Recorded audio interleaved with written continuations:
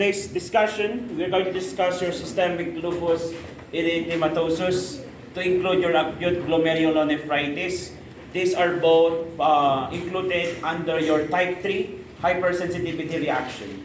So type 3 hypersensitivity reaction. So again, we have 4 types. So tapos na tayo sa first 2 types. So we are now going to your third type, which is your type 3. And type 3 includes 2 disorder that we're going to cover, your systemic lupus erythematosus and your acute glomerulonephritis. So let's start with the concept first. For the concept, guys, systemic lupus erythematosus is a chronic, progressive and systemic inflammatory disease that causes major organs and system to fail. So this condition is not just a condition specific to one organ, but this condition that actually affect almost the entire organ system of our body.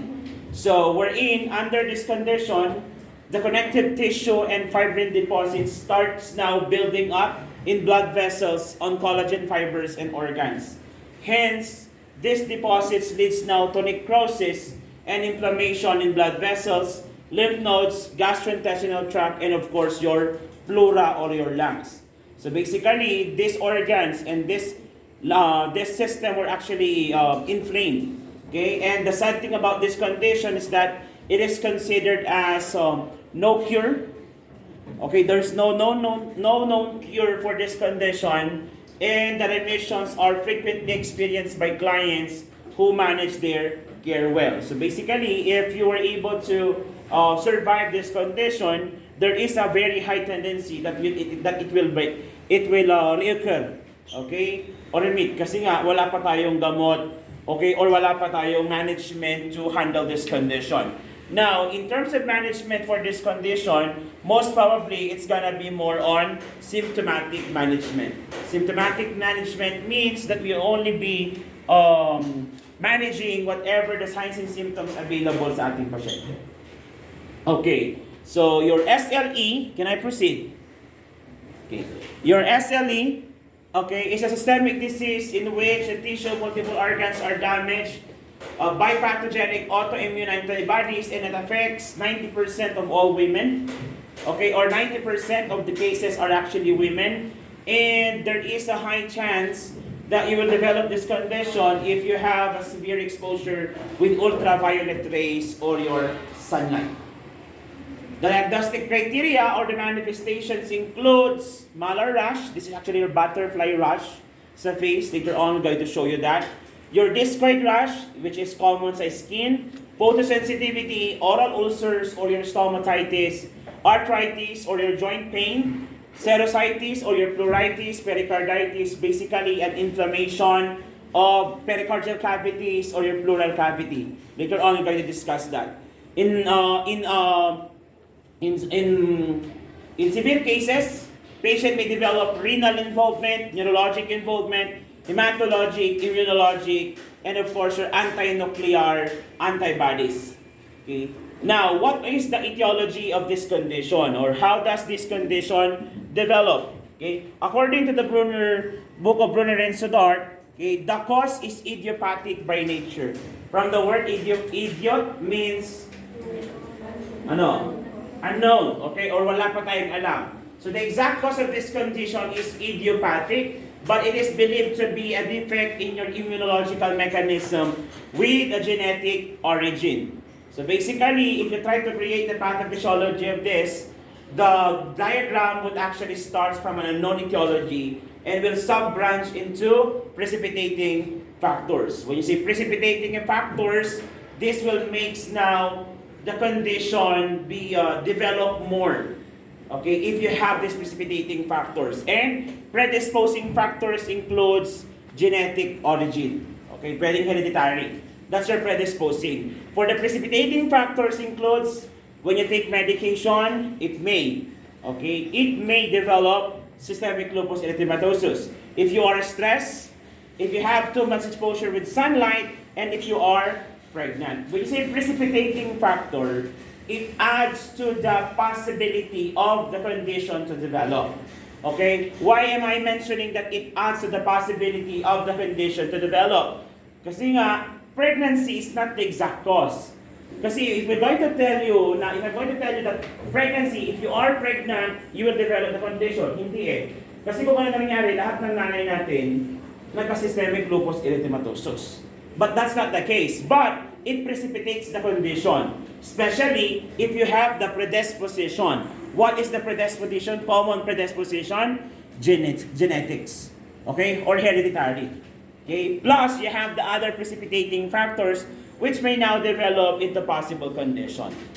Now, your systemic lupus erythematosus, or should I say lupus, is actually has 3 types. It has 3 types: your discoid, systemic lupus, and drug-induced. Your discoid, systemic lupus, and your drug-induced. Your discoid, as it says in your screen right now, it is limited to skin and only really involves organs. Meaning to say, it is localized in our skin. It does not involve, or it really involves other organs such as your kidney, heart, and your lungs. While in the other way around naman po, systemic lupus naman po is more common and usually more severe than discoid. And it can affect a multi-organ and a multi-system. Okay? So it can actually affect from head to toe. Okay? Head to toe, pwede maapektuhan ang ating pasyente. And the third one is your drug-induced system. It's a drug-induced lupus. From the word itself, drug-induced, this may develop after you were exposed to a precipitating drugs or drugs that can lead you to have, okay, or increases the chance of you developing the condition. Ano po yung mga yon?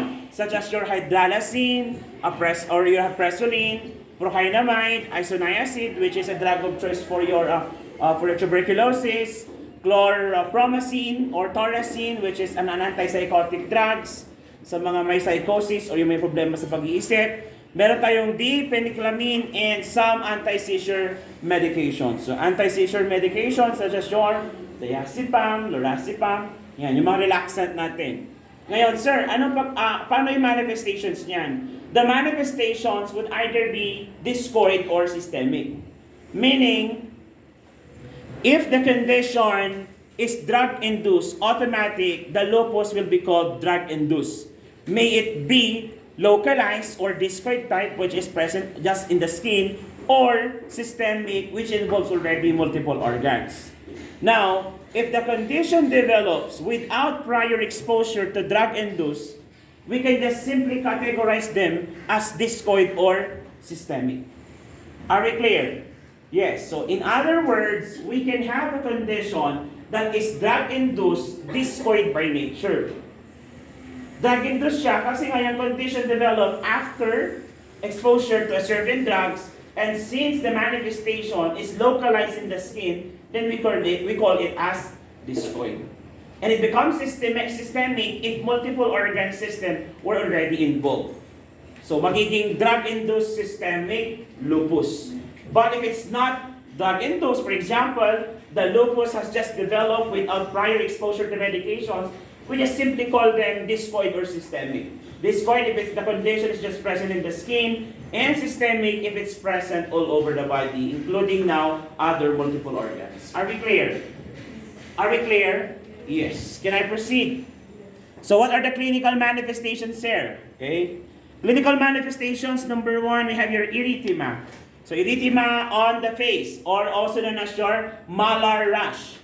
Malar rash is also known as your butterfly rash. Butterfly rash already came out in the board exam as one of the pathognomonic sign for your systemic lupus erythematosus. Okay? So malar rash, erythema on the face. So this is basically due to hypersensitivity reactions. Okay? Other one is dry scaly maculopapular rash on the face and or upper body.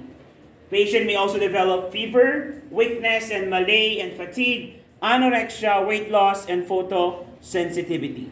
Okay? Photosensitivity. So weakness and malaise is because of the affectation sa ating blood products. Blood products that may lead to what? Anemia, which may later on lead to the increased oxygenation sa different parts ng body, especially in the brain, causing now your extreme fatigability and malaise. Okay? So other clinical manifestations includes, can I proceed? Can I proceed? Yes. Joint pain. Joint pain, what is the medical term to describe joint pain? Assessment. Arthritis. Arthritis is the inflammation of the joint. So, but if you are referring to with the experience itself, we term it as arthralgia. Okay, joint pain. That's the medical term. Arthralgia. Arthralgia or joint pain. Yan. So joint pain can also be present because of the hypersensitivity reaction that took place now on the joints. Your erythema of the palms, so redness of the palm. Later on, I'm going to show you pictures. Anemia, just like I mentioned, take note earlier, I mentioned that there's possibility affectation even in the blood vessels. Okay? Your positive ANA test. What is ANA test? Antinuclear test. Yan. So ANA test and lupus erythematosus. Please remove this one. Yan. Preparation. Let's go proceed na sa elevated erythrocyte sedimentation rate or ESR and C-reactive protein level. Okay, for you to understand this more, this is how it looks like if you have your systemic lupus erythematosus. Yeah. So this is your butterfly rash. So you can see there. So that's your malar rash. Okay, this is your erythema on the palm, and of course in the other parts of the body. So this is the clear picture of a patient with malar rash. And as you can see there, cyanosis in the fingertips would also be present, which may later on lead to acropathy or the clubbing of fingers. Okay? So those are the clinical manifestations. Now, how are we going to manage this condition, sir? How are we going to manage this condition? This is a lot of medical nursing intervention. Why? Because it's a combination of all the manifestations present, okay, during this, during the affectation, okay? During the affectation. So medical interventions would focus symptomatically, meaning if whatever symptoms is available during the time of assessment, then you have to manage it. Okay, how are we going to do that, sir? Let's go to the medical management. Okay, the first line, medical nursing interventions. Number one, provide a high vitamin and high iron diet. Okay, so this is to address now the vitamin deficiency and of course the anemia for the iron deficiency anemia. Okay, we also need to provide a high protein diet if there is no evidence of kidney disease. Why? This is for healing. However, if the patient has kidney disease, then do not give high protein diet. Why? Because if you're going to give high protein diet to patient with kidney disease, what will happen? It will not, the byproduct of the waste products of protein cannot be excreted kasi nga sila si kidney. So you cannot give patient with high protein diet. Okay? Next, assess the impact of pain or stiffness on the client's ability to perform interpersonal, socially, and professional. Okay? SLE-related arthritis usually does not result in deformity compared to rheumatoid arthritis. Okay, rheumatoid arthritis is the arthritis caused or secondary to the presence of infection. So for example, you have a streptococcal infection, you have tonsillitis, then you wasn't able to treat it completely with antibiotic, then the bacteria was not totally destroyed, okay, yung portion nandun pa rin, it will circulate in the bloodstream, okay, until such time it reaches now the joints, and because of that, an antibody resistance will already be formulated, attacking now its own body. So basically, if the bacteria are stuck in your joints, and the antibodies will attack that bacteria, causing now allergic hypersensitivity reaction on the joint, which leads now to joint pain or arthralgia. Okay? So is the pain severe? Yes. But it will not cause deformity. Okay? Comparing now to rheumatoid arthritis. But since it is painful, should you manage the pain? Yes, you have to manage the pain, of course, with your independent nursing function, to include but not limited to diversional activities, promote relaxation, deep breathing exercise. But if in case it's no longer working, especially kapag may swelling, then you can apply warm or cold compress, depende kung kailan yung application nan. If it's no longer working, then you have to what? Okay, give now your pain medications. So for pain medications, you can give your steroidal or non-steroidal pain medication, but most probably we will going to give your NSAIDs, non-steroidal anti-inflammatory drugs, such as your ibuprofen. What else? Paracetamol, di ba? NSAIDs pa rin yan. Okay, mefenamic. Yan. But in severe cases, if the pain is no longer tolerable, then we can give as high as tramadol. Then the last resort is gonna be your morphine, because that's already the highest. Other nursing interventions includes monitor the skin integrity and provide frequent oral care. Okay, why? Patient will suffer from skin lesions, isn't it? Yes, and that is impaired skin integrity. Will the patient becomes at risk to develop infections or secondary infections? Yes, therefore you have to protect the skin integrity. Okay, just the way you use impaired skin integrity as your after focus. So yung mga management natin doon. So prevent natin, assess natin for presence of infection as much as possible. If you can apply and the doctor orders ointment that will subside now the infection or the erythema, then you can use that. Providing oral care, as we all know, the rashes will not only be present sa skin, but it can also be present, or the lesions can also be present in your mouth. Question, what is the medical term used for the inflammation of your oral mucosa or your mucosa itself? Okay, or your mucous membrane. So what is the medical term to describe that? Stomatitis. Thank you very much, Ms. Baloman. So your stomatitis is the condition, and this can happen actually in all membranes of the body, including the vaginal wall. So imagine, meron kang singaw sa vagina. Tapos magkikipagtalik ka. It's gonna be painful. Same thing here. If you have singaw, isn't it difficult for you to eat? Yes, yung isang singaw pa nga lang, masakit na. Am I right? Yes, the problem here is that they may have multiple singaws. Like for example, imagine 6 singaw, 5 singaw in your oral cavity. Makakakain ka ba? Yung isang singaw nga lang, hirap na hirap ka na. Okay? So in this case, you have to instruct the patient to avoid spicy foods. Okay? And foods that are citrusy. So alam nyo naman siguro yung mga spicy foods na yan. Bicol Express, ano pa? Sisig, ano pa? Siomai. Ano pa?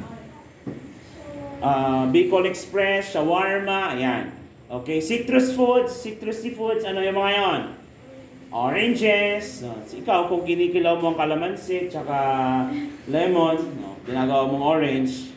And, so rinse them out with hydrogen peroxide. This helps now the oral ulcers to be clean. You also need to instruct the patient to use mild soap, especially if the skin is already impaired. Assist with the use of ointments and creams for the rash and prescribe. What are examples of your ointments and creams that can be prescribed for rashes?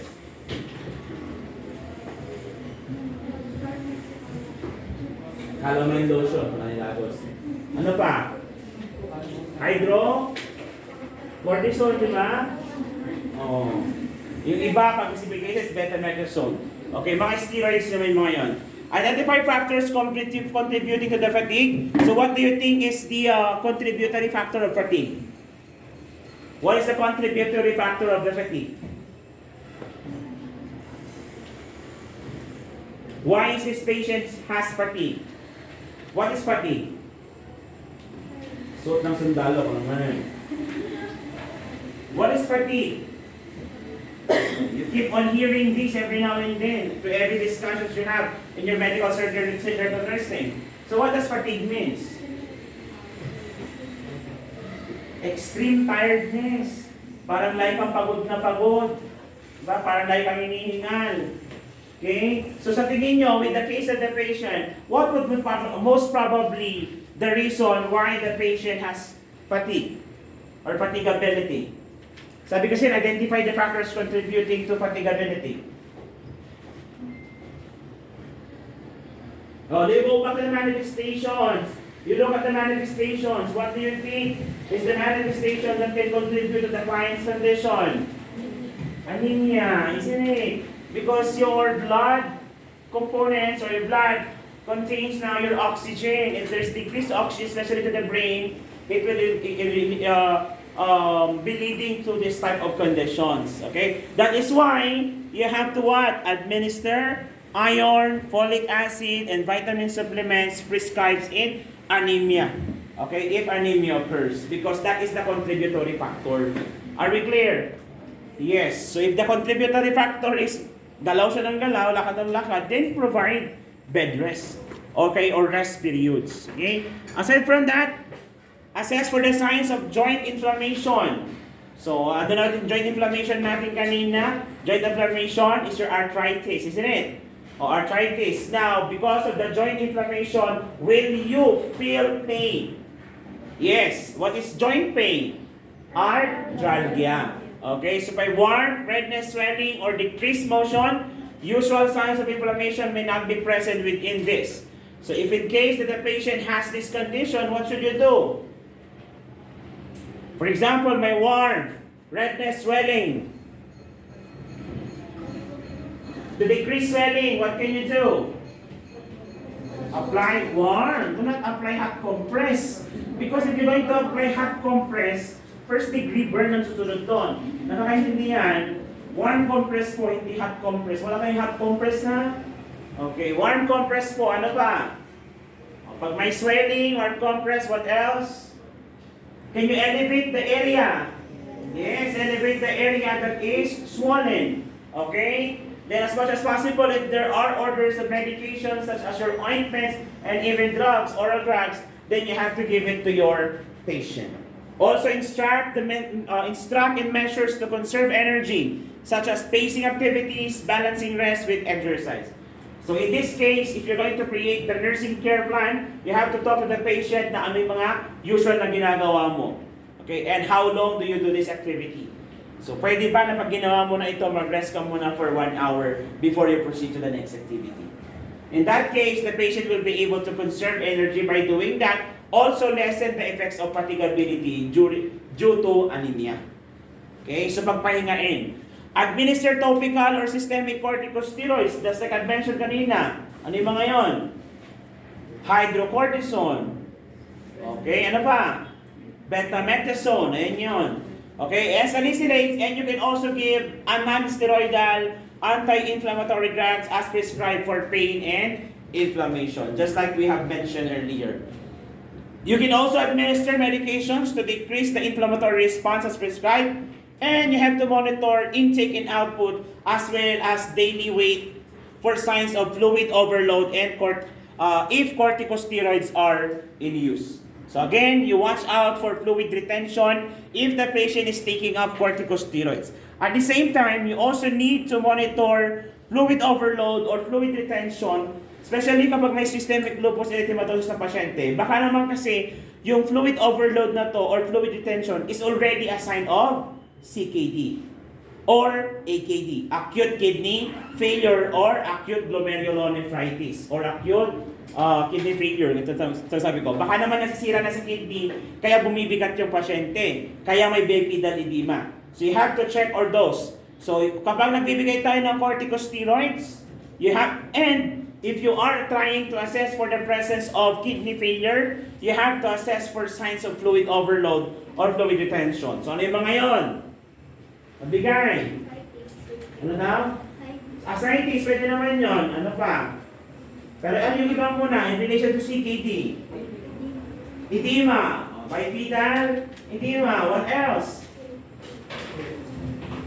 Ano to? Abdominal? Tenderness? Pag-ascites, pwede naman, pero dito muna tayo. Ano pa? Fluid overload. What are the signs of fluid overload?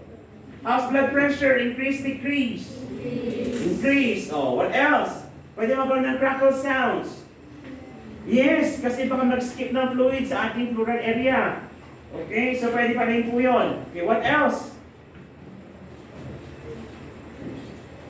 Ano pa? Fluid overload. Weight gain, di ba? Ano pa? Madami yan.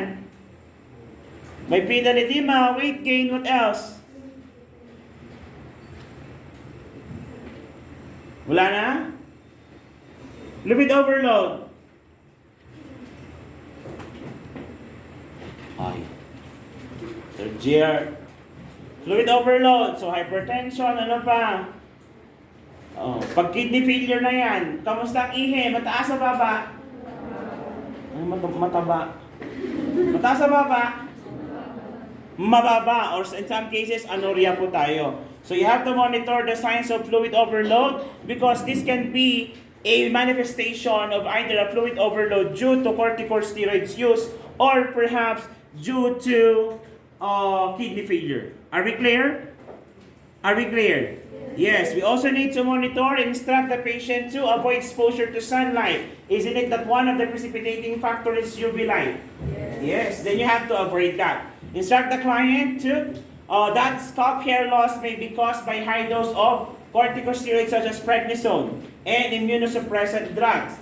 That is why you have to explain that to the patient that they may see, okay, fallen hairs.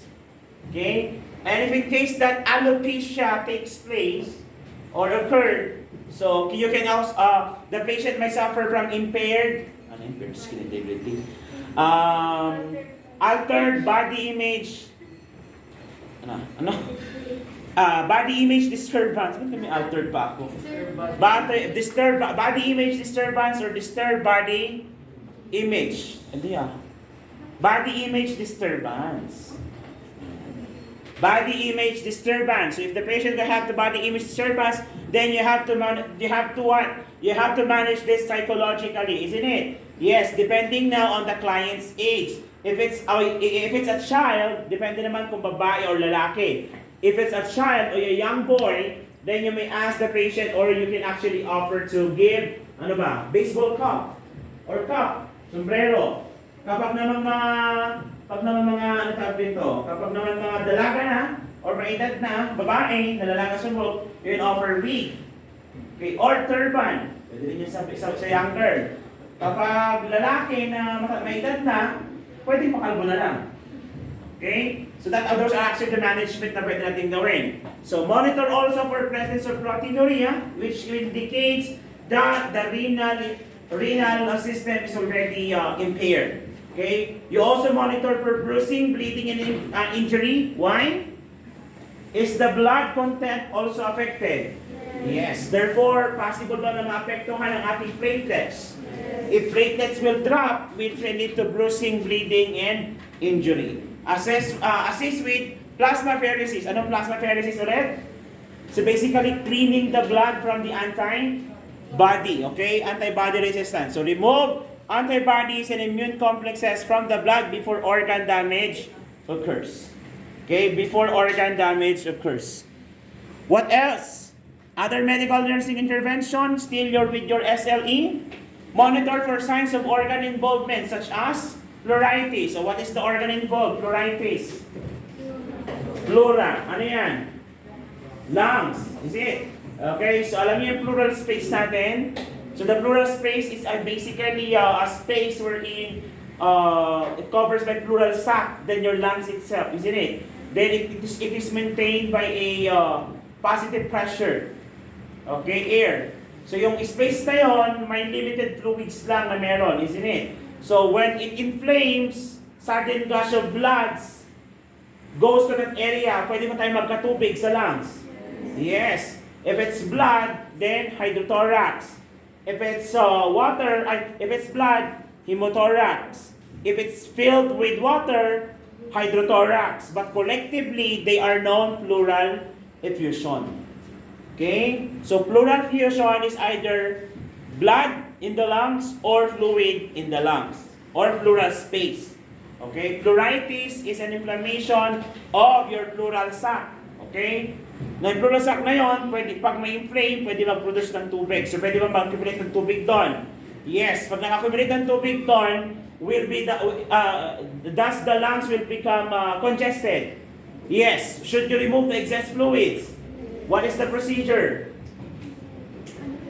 Thoracic Thoracentesis. Di ba? Thoracentesis. So basically, during thoracentesis, you will be removing the excess fluids present in the pleural space. Are we clear? Yes. Nephritis can also happen. So what is nephritis? What is the organ involved? Kidney. Kapag kidney, should you watch out for kidney failure manifestations? Can it include oliguria? Edema? Pwede ba magkaroon ng sodium retention? Yes. Potassium retention? Yes. Increased cardiac load? Yes. About hypertension? Yes. Indicates that the patient is already suffering from kidney failure. We're going to talk more about that once we are in the glomerulonephritis.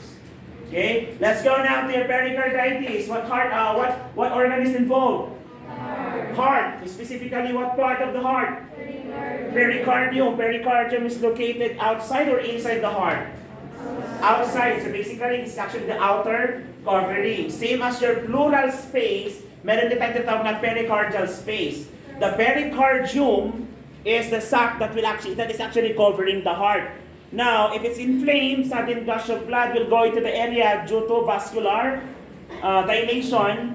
Then the escape of fluids will go now from intravascular to interstitial space. Okay, the space will also be accumulated with fluids. Yes, leading now to what? Congestion around the heart. So if the heart, di ba may space dapat yan pag tumitibok? O if this is the pericardium, isn't it? If that is the pericardium and this is the heart, there is a space in between. That's a pericardial space.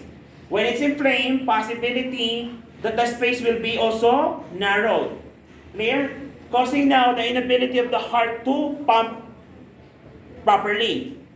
O, kapag ikaw masikip yung ginagalawan mo, wala kang magawa, mainis ka ba? Kaya si heart magtatampo. Kaya nagkakaroon ng pericardial tampunan. Narinig niyo na ba yan? Yes, pericardial tamponade. If the pericardial tamponade is due to the accumulation of fluids in the pericardial sac, okay, that is due to pericarditis. Kailangan bang alisin yung excess fluids? How to remove the excess fluids? The procedure is pericardiocentesis. Narinig nyo na yan? You're done with your cardiovascular, isn't it? Yes, your pericardiocentesis. Kaya yan. Kaya yung pericardiocentesis, pag hindi mo nagawa yan, si puso, ganyan. So, medyo na parang namamaga, may maririnig ka na pag tumitibok siya, since nag-inflame yung heart, sumasayad siya sa ating sa ating rib cage. So parang, kaya may naririnig tayo pag pericardial tamponade na friction rub. Have you heard of that?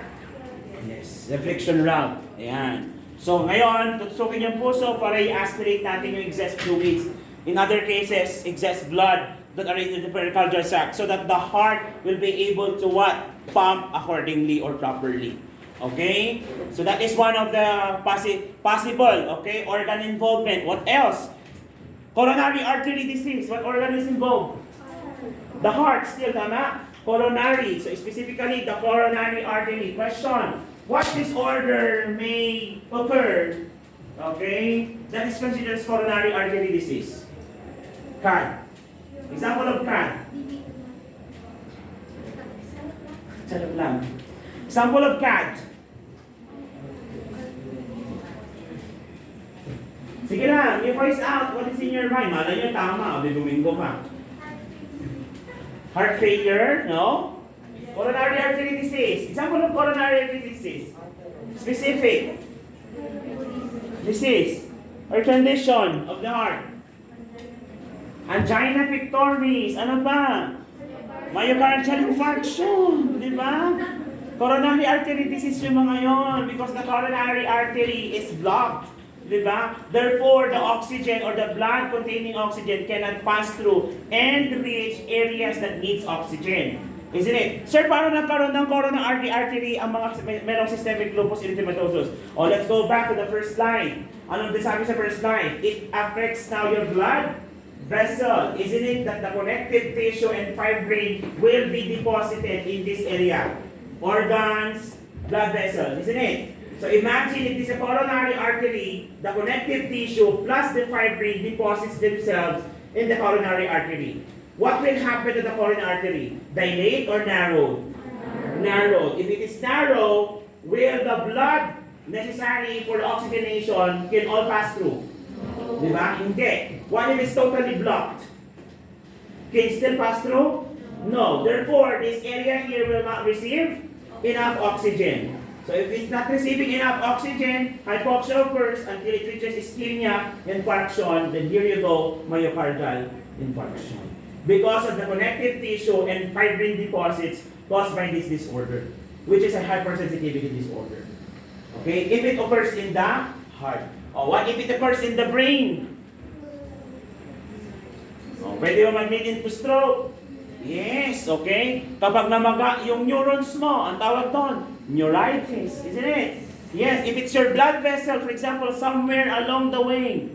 Oh. For example, in your arm or in your area, the inflammation and deposits occurs. So yan, nag-deposit siya doon sa blood vessel mo. Sisikip pa yung blood vessel. And when it narrows, how's the pressure? Increases, decreases?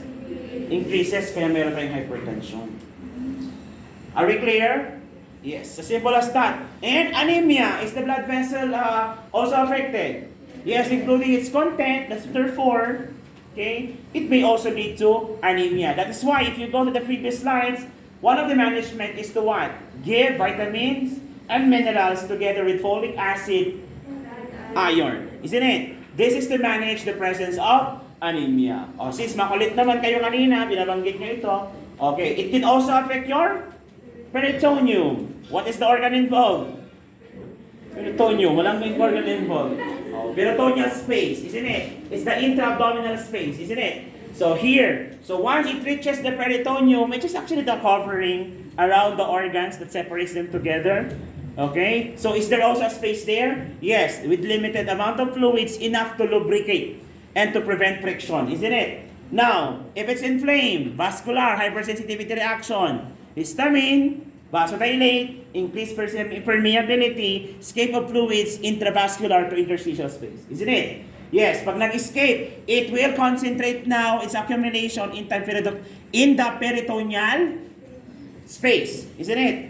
Once it reaches a number or a level wherein the body or the peritoneal cavity can no longer control it or can no longer control the amount of fluids, then that's the time it will be the patient may suffering from ascites, which is the accumulation of excess fluids in the peritoneal cavity. Secondary to peritonitis. Secondary to systemic lupus erythematosus. Are we clear? Now, since there is an excess fluids here, will the organ surrounding the organ in the intra-abdominal area will also be affected?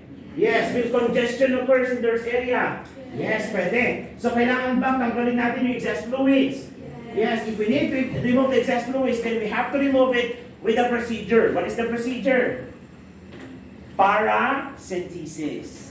Kung meron tayong pericardiocentesis, thoracentesis, dito sa peritonitis, meron din man tayong paracentesis. So paracentesis is basically they're going to make use of trocar or a large needle with a large syringe, most probably 50 cc. Sa mga nag-duty ng private room, nakita nyo kung gaano kalaki yung 50 cc, tama? Tapos with the gauge needle na 16 or 18. 16 or 18, siguro pas na pangpada yan, pang daiptik sako. Yan ang kalaki. So itutusok yan just above the symphysis pubis and between the symphysis pubis and your umbilicus. Okay? So itutusok yan. Nakaupo ang pasyente. Question. What should you ask the patient? Or if you are the nurse, what should you ask the patient before paracentesis procedure? Ask the patient to? Tutusok ako. Ask the patient to?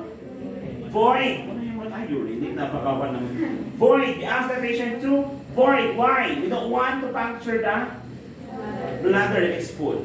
Okay? This is to prevent accidental puncture of the bladder. Since we will be removing excess fluids from the body, okay, will it affect our vital signs? Specifically what? Your blood pressure. Therefore, if there's a sudden drop in the blood pressure, should you still continue aspirating? No. Stop the procedure. Are we clear? Yes. Do you have any questions so far? Na-discuss natin lahat to? Parang dami natin discuss dyan, no? Ganun talaga. Kasi multi-level tayo. Anyway, you're done with your you're done with your cardiovascular. So, inirelate ko lang po. And cardiopulmonary. Okay? Now, note that lupus nephritis occurs early in the disease process.